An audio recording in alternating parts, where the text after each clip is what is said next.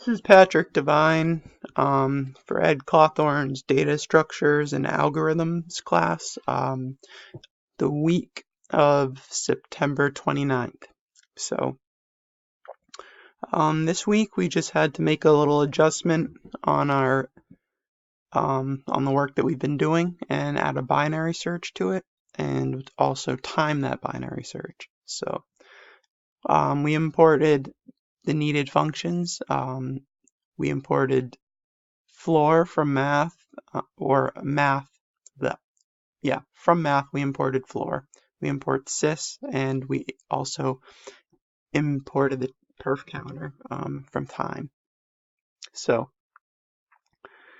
right here we created a function to do the binary search, and as you see here,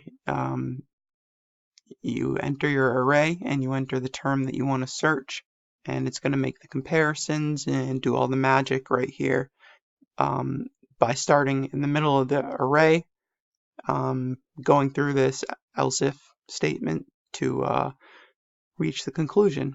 So down here we have a test array, and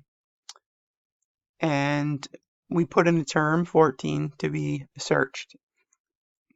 After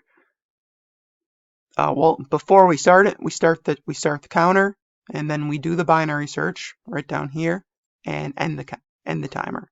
So we have everything print out down here at the bottom. So I'll run this real quick just to show you how it worked. Oh yeah, and real quick, another part of the assignment was to also make a linked list for real this time. So not just in theory, but we actually have a dictionary here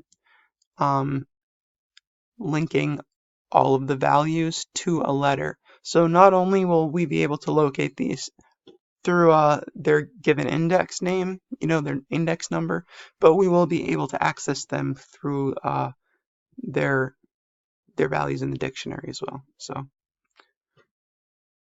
if we run our program here, it tells us that 14 is at index 7, and it tells us it took 7.5 something, I don't know, milliseconds, or I'm not really sure, but something like that. So yeah, run it one more time just to see the time comparison. Wow, look at that. So definitely seems to not have a consistent output for time. So anyway, that's it for this week. I'm gonna get this uploaded now.